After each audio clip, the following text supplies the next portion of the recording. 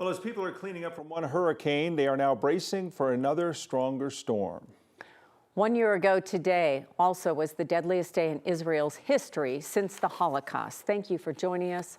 I'm Kim Christensen, 9 News at 5 o'clock. Emergency evacuations happening right now in Florida. You can see the lines of cars headed away from the Gulf Coast. Hurricane Milton gained strength this morning, now a Category 5 hurricane. Millions of people are living in the path of this storm at risk of storm surge, flooding, and tropical tornadoes across the state of Florida. Of course, this comes less than 2 weeks after Helene came through. People are still cleaning up.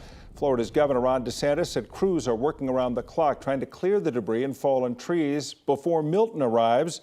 And meteorologists across Florida are also hard at work getting ready for the storm. And while forecasting today, John Morales, who's a longtime forecaster in South Florida with our sister station NBC6 in Miami, became emotional while on the air at the potentially catastrophic storm. Just an incredible hurricane. It has dropped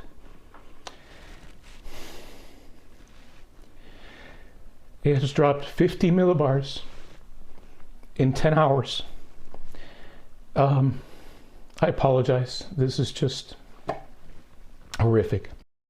That will get your attention. Milton is forecast to weaken before it does make landfall. That's expected to happen late in the afternoon in Florida on Wednesday. It is still expected to be a major hurricane, packing winds of around 100 miles an hour. Coloradans are also helping prepare for Hurricane Milton. Colorado Task Force 1 is arriving in the Orlando area as we speak right now. They initially deployed to Florida for Hurricane Helene, then they went to North Carolina to help in the wake of that storm. And while there, their canine units helped track down a woman who was stranded in what was left of her home just east of Asheville for a week. They're now headed back to Florida. They're going to join 6 other FEMA search and rescue teams already in place, ready to do it all over again. Now we want to focus on Colorado's weather. Warm, dry, but also smoky. This is the look from our Horsetooth Reservoir camera. Kathy joins us now. The smoke is certainly in the way. Yeah, terrible air quality for this time of year, Tom. We normally have those pristine blue skies that we've come to love in September and October, and we've got wildfire smoke drifting in from Wyoming and Utah on the west to northwest flow aloft. The downsloping winds bringing temperatures into the lower 80s today. We've cooled back to the 70s now, 78 in Denver. Average high this time of year is actually in the upper 60s. And we're watching the wind because any increase in the wind dries out that stable layer of air at the surface and creates an elevated fire danger scenario. Maybe a pattern shift by the weekend to allow in some cooler weather. Winds ahead of that may scour out some of the smoke and haze, but it will become quite dense late tonight and early tomorrow. So those in sensitive groups need to keep the windows closed, don't exercise outdoors. Things will improve at about 36 to 48 hours in terms of the air quality here. Not much in the way of weather for Colorado, so all eyes on the Gulf of Mexico and Category 5 Hurricane Milton taking aim at the Florida coastline. We'll have the timing and impact of that big storm coming up in just a bit. Today is October 7th, marking 1 year since the deadly Hamas attacks in Israel. More than 1,200 people were killed, more than 250 innocent people taken hostage. The deadliest day in that country's history since the Holocaust. And today, President Biden spoke with Israel's president, offering condolences while honoring the lives of those lost with a candle lighting at the White House.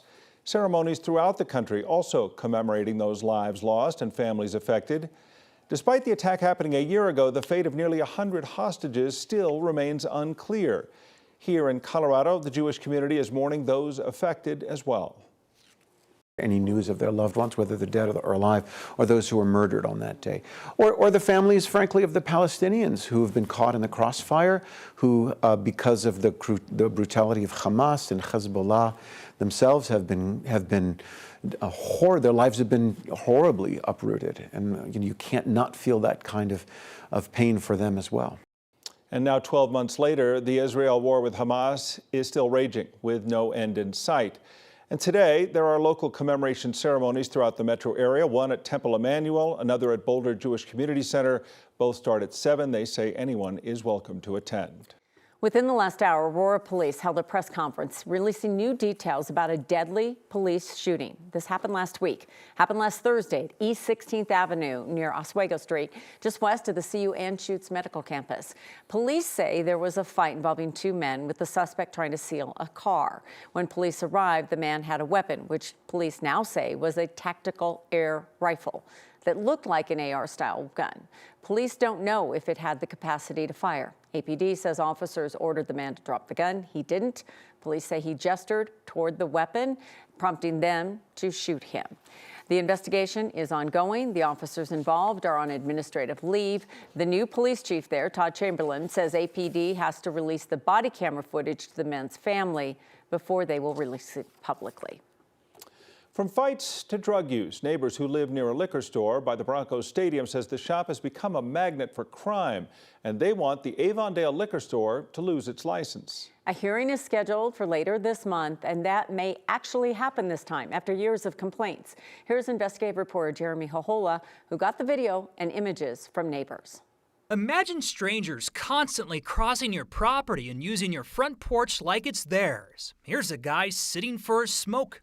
You need to leave the premises immediately. I'm calling the cops on you. To people sleeping on the patio furniture. You need to leave those premises right now.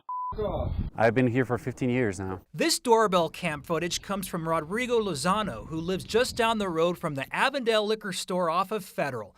It's just south of Colfax by the stadium. Like other neighbors we spoke to, he blames the liquor shop for attracting a clientele to the area. The whole neighborhood has been feeling quite unsafe. We've been seeing a really big influx of homeless people, also, people abusing drugs and alcohol. His back alley is a disaster with empty boxes of booze and syringes. Another neighbor sent us images of people passed out and smoking something with foil in their hands. Is the Avondale liquor store around the corner really to blame?